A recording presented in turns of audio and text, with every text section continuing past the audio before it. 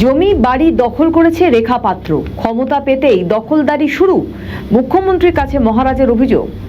তৃণমূলের অসুখ বিজেপিতেও ছড়িয়ে পড়েছে। দিন যাচ্ছে ততই বাড়ছে সেই অসুখ বিজেপিতে তোলাবাজি হুমকির যে কালচার সেটা ঢুকে পড়েছে।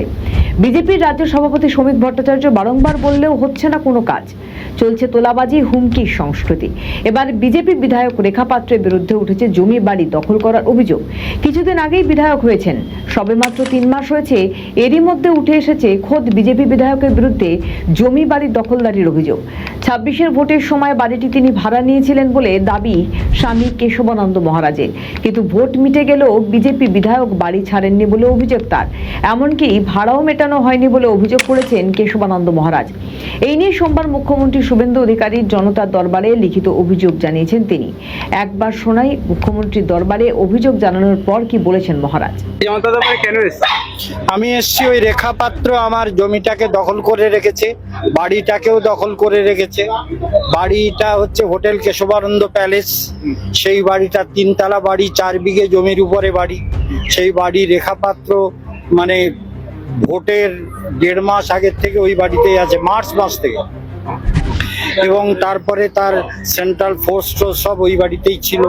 আমি যেহেতু বিজেপি সাপোর্টার সেহেতু ওনাকে দিয়েছিলাম।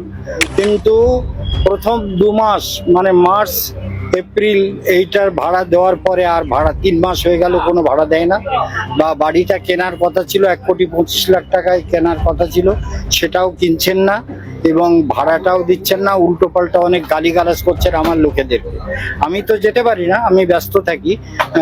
বাগবাজারে আমার অফিস, সেখানে আমি বসি। বৃন্দাবনেও আমার গেস্ট হাউস রয়েছে।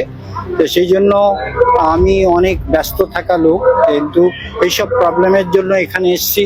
যাতে শুভেন্দুবাবু তো বৈষ্ণব লোক, অধিকারী লোক, তো বৈষ্ণব পরিবারের লোক। আর মহাপ্রভুর সঙ্গে উনার বংশের কেউ পুরী ধামে গিয়েছিলেন পূর্বপুরুষ।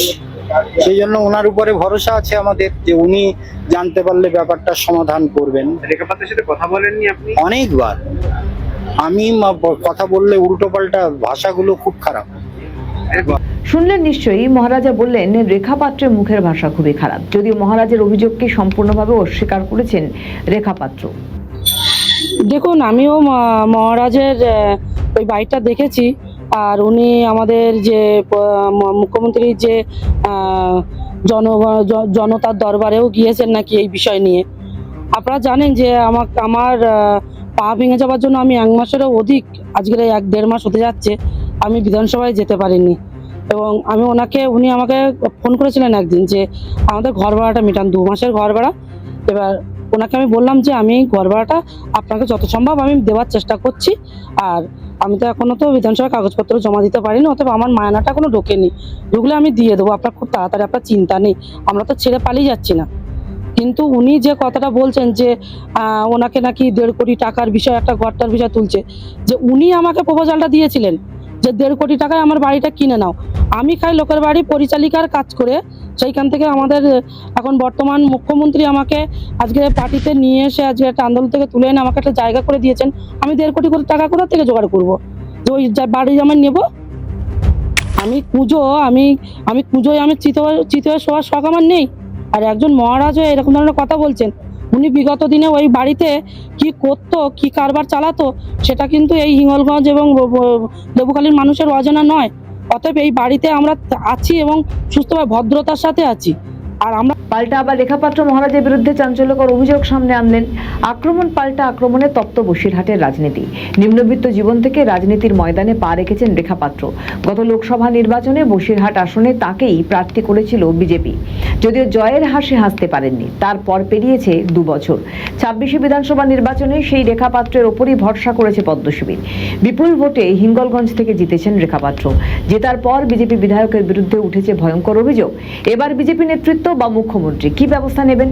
বিজেপি বিধায়ককে কি সাসপেন্ড করবেন? নজর থাকবে। আমাদের ভিডিও ভালো লাগলে লাইক ও শেয়ার করুন, কমেন্ট সেকশনে আপনাদের মতামত জানান। আরও ভিডিও পেতে আমাদের চ্যানেলটিকে সাবস্ক্রাইব করুন এবং প্রতি মুহূর্তে খবরের আপডেট পেতে প্রেস করুন বেল আইকন।